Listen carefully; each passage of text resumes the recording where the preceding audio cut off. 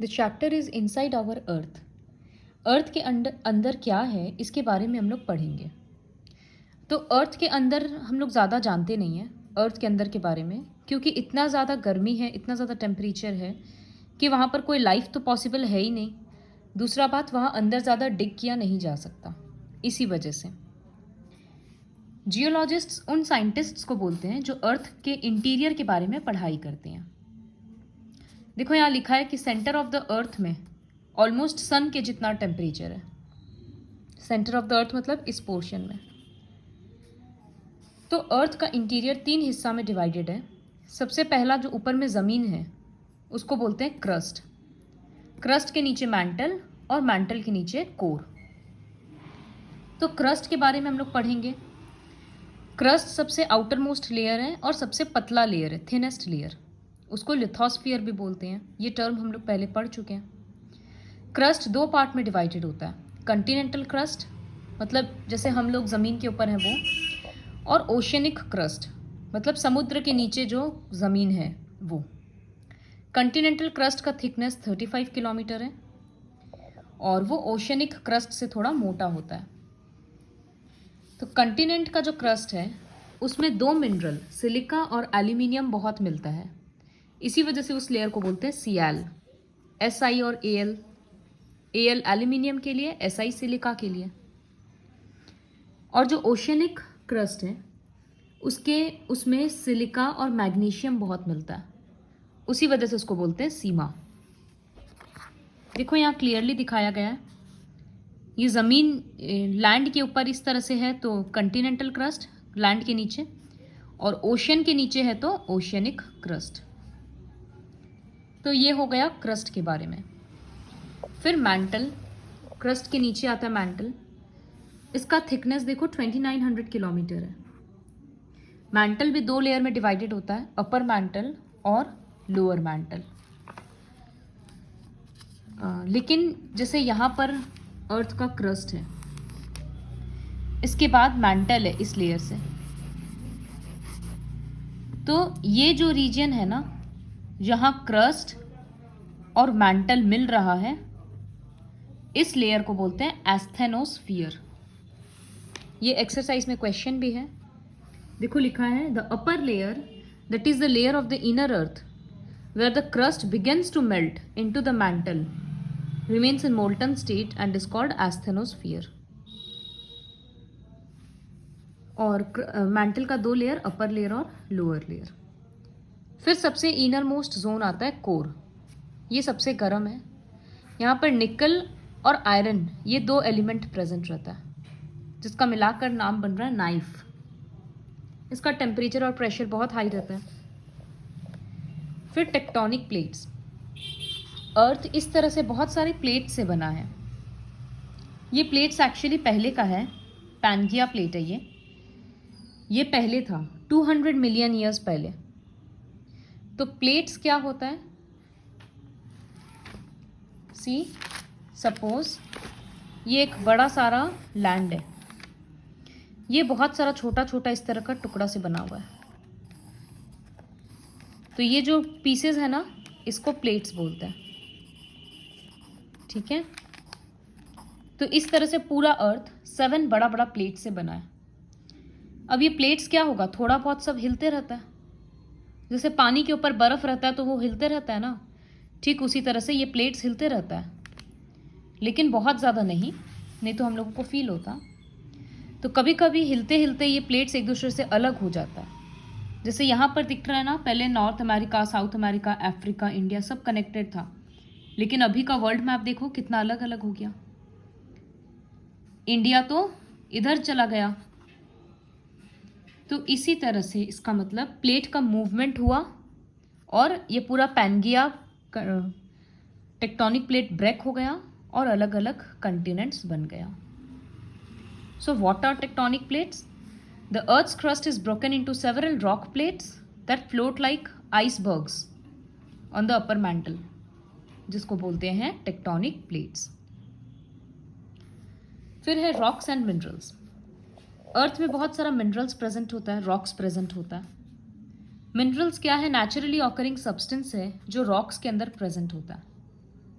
ये सब सॉलिड होता है और सब अलग अलग केमिकल का बना हुआ रहता है। Most of the minerals have crystalline structure, crystals के साइज का होता है, शेप का होता है, अलग अलग टाइप का होता है और डिपेंड करता है कि वो किस कंडीशन के अंदर फॉर्म हुआ है, कितना हीट, कितना प्रेशर, उस तरह से। तो मिनरल्स का दो मेन कैटेगरी है, मेटेलिक मिनरल्स और नॉन मेटेलिक मिनरल्स।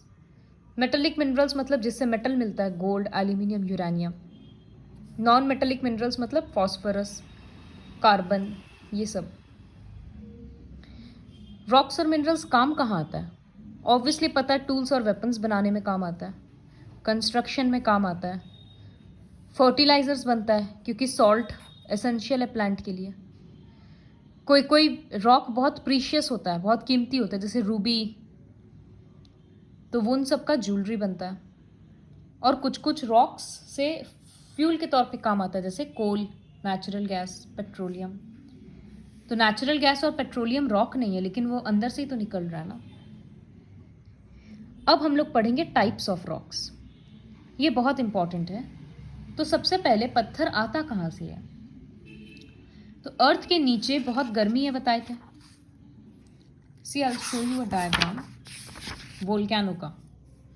ये वोल्केनो है, अर्थ के अंदर इस तरह से गर्मी है, तो ये गला हुआ चीज़ जिसको बोलते हैं मैग्मा। कहीं कहीं पर इस तरह से एक वेंट होता है, खाली होता है ऊपर से, तो वो मैग्मा अंदर से बाहर आ जाता है। या कहीं कहीं पर इस तरह से रह जाता है, पूरा बाहर नहीं निकल पाता, आधा बाहर रह जाता है। तो ये मैग्मा जब ऊपर आ जाता है तो ये ठंडा होता है और ठंडा होकर ये रॉक बनाता है। तो जब मैग्मा से रॉक बनता है ना, उसको हम लोग बोलते हैं इग्नियस रॉक। वो मैग्मा ठंडा होकर लावा बनता है और लावा से रॉक बनता है। जब लावा पूरी तरह से बाहर आ जाता है और जो ठंडा होता है, उसको बोलते हैं एक्सट्रूसिव इग्नियस रॉक्स। और जब अंदर ही अंदर वो ठंडा होता है तो उसको बोलते हैं इंट्रूसिव इग्नियस रॉक्स। देखो यहाँ लिखा है। तो दोनों में फ़र्क क्या है?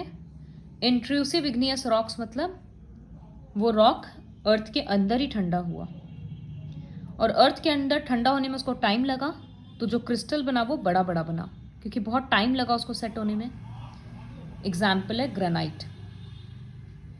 और जो रॉक अर्थ के ऊपर आकर ठंडा हुआ, वो बहुत जल्दी जल्दी ठंडा हो गया, तो वो बना एक्सट्रूसिव रॉक्स। ये जल्दी ठंडा होने के कारण थोड़ा सा फाइन बना, महीन दाना का। ये फीचर्स हैं, ये लर्न करना होगा। इग्नियस रॉक्स हार्ड होता है, इसके अंदर प्लांट्स और एनिमल्स नहीं होता मरा हुआ, इससे पानी पास नहीं होता, और मटेरियल्स, वैल्यूएबल मेटल्स जैसे गोल्ड, सिल्वर, आयरन, इन सब पत्थरों में मिलता है। फिर है सेडिमेंटरी रॉक। यहाँ लिखा है ना वेदरिंग और इरोजन। वेदरिंग मतलब किसी पत्थर का टूटना, और इरोजन मतलब बहकर वो इधर उधर जब चला जाता है।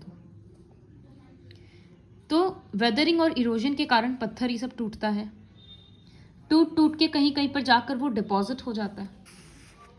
तो जब सालों से इस तरह से अलग अलग लेयर डिपॉजिट होते जाएगा, जैसे एक बार एक लेयर सेडिमेंट्स का डिपॉजिट हुआ, फिर कुछ सालों के बाद यहाँ पर कुछ सेडिमेंट्स डिपॉजिट हुआ, फिर कुछ सालों के बाद हुआ, तो इस तरह से डिपॉजिट होते जा रहा है। Over a period of time ये एक रॉक बन जाएगा।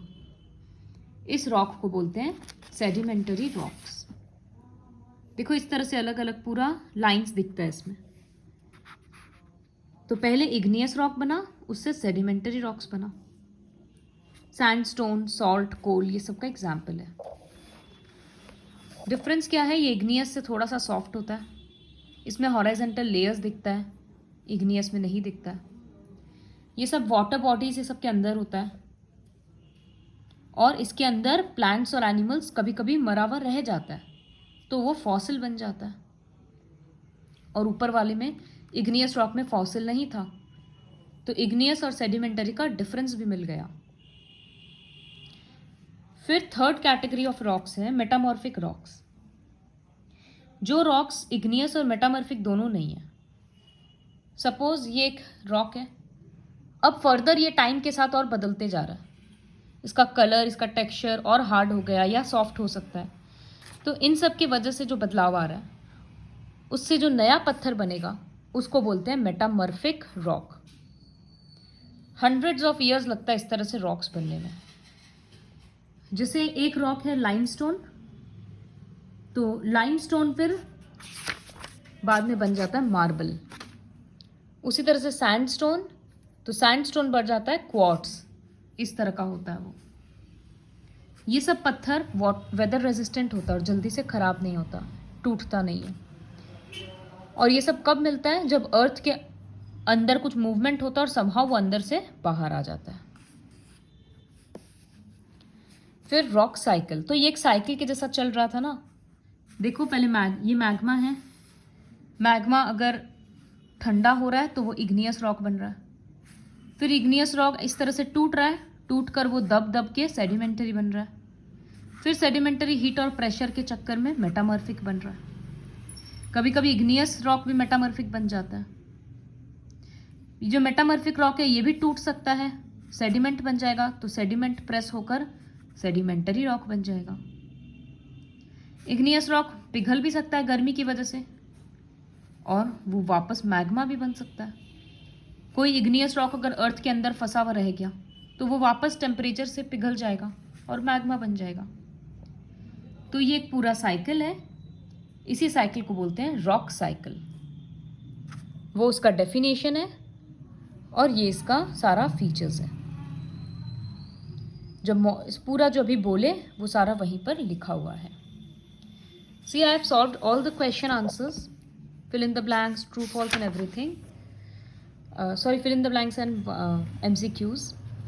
और D और E में सारा लिखा हुआ है कौन सा पेज में क्या आंसर है. So write all the question answers in your copy.